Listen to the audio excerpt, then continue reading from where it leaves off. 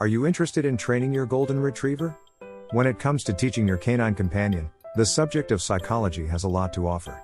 In this blog article, I'll discuss a few key psychological principles to assist you in better comprehend the training process. And have a good little Goldy. Training a dog is one of the most important tasks of a dog owner.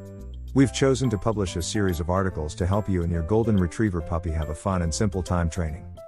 Training basics, understanding the concept of classical conditioning. In the early 19th century, physiologist Ivan Pavlov conducted his Nobel Prize-winning research on the digestive system, and his subjects were dogs. Apart from his work on the digestive juices, Pavlov made a strange discovery he dedicated his life. So, what was it?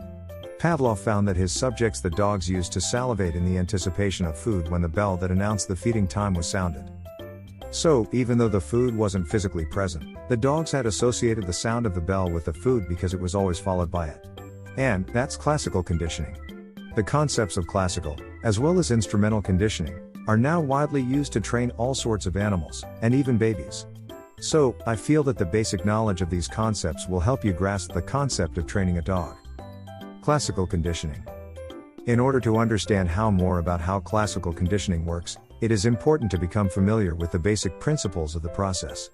Classical conditioning involves forming an association between two stimuli resulting in a learned response. There are three basic phases of this process. The foreconditioning. The first part of the classical conditioning process requires a naturally occurring stimulus that will automatically elicit a response. Salivating in response to the smell of food is a good example of a naturally occurring stimulus. During this phase of the process, the unconditioned stimulus, UCS, results in an unconditioned response, UCR. For example, presenting food, the UCS, naturally and automatically triggers a salivation response, the UCR. At this point, there is also a neutral stimulus that produces no effect, yet. It isn't until this neutral stimulus is paired with the UCS that it will come to evoke a response. Let's take a closer look at the two critical components of this phase of classical conditioning.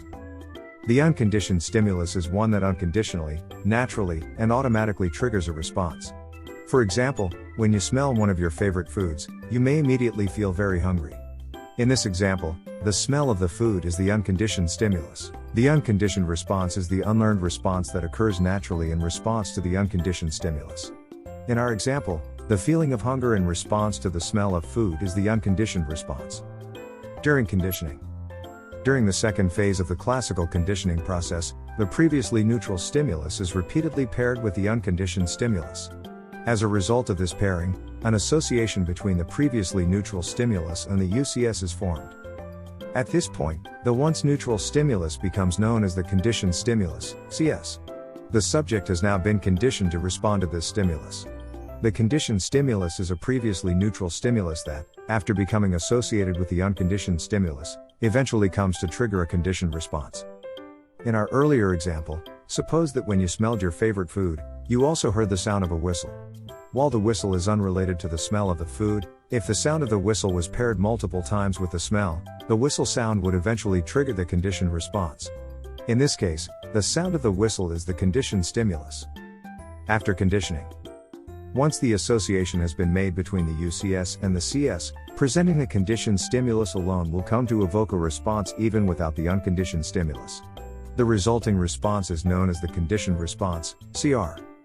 The conditioned response is the learned response to the previously neutral stimulus. In our example, the conditioned response would be feeling hungry when you heard the sound of the whistle. Fear response. John B.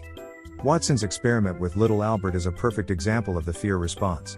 The child initially showed no fear of a white rat, but after the rat was paired repeatedly with loud, scary sounds, the child would cry when the rat was present.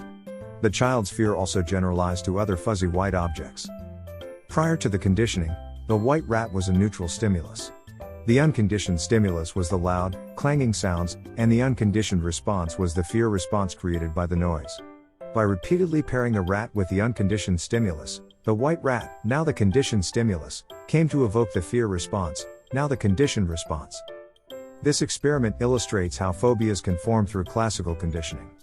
In many cases, a single pairing of a neutral stimulus, a dog, for example, and a frightening experience, being bitten by the dog, can lead to a lasting phobia, being afraid of dogs. Taste aversions. Another example of classical conditioning can be seen in the development of conditioned taste aversions.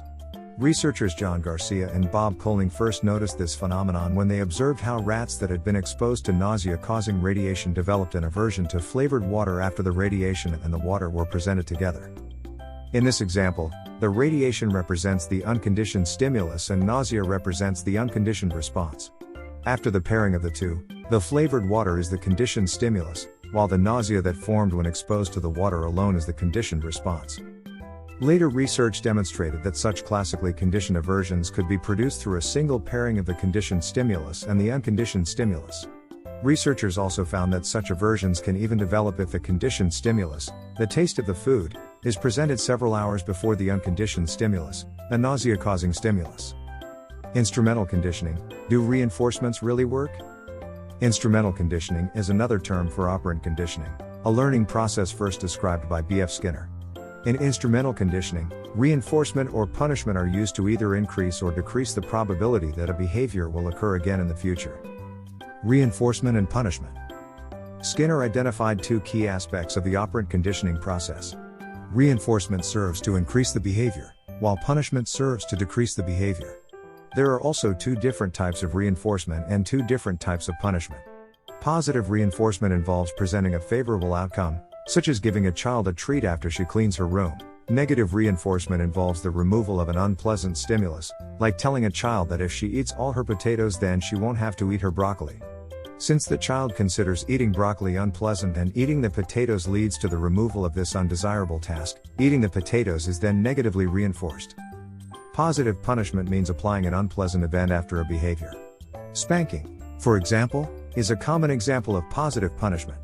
This type of punishment is often referred to as punishment by application. A negative consequence is directly applied to reduce the unwanted behavior. Negative punishment involves taking away something pleasant after a behavior occurs. For example, if a child fails to clean her room, her parents might tell her that she cannot go to the mall with her friends. Taking away the desirable activity acts as a negative punishment for the preceding behavior. The psychology behind training your golden retriever. In order to raise a good and well-behaved golden retriever, you need to be an excellent trainer. After all, dogs are a reflection of their trainer. To be a good trainer to your dog, you need to know a few principles of animal psychology and how they work to understand the process better. The more you know, the better a trainer you'll be. So, we'll raise an excellent puppy. Raising a puppy for the very first time can seem like a monumental task, but, with the right tools, it is easier than you think. If you enjoyed this video, kindly press the like button. Also don't forget to subscribe with notifications on, so that you don't miss out on videos like this. Thank you for watching.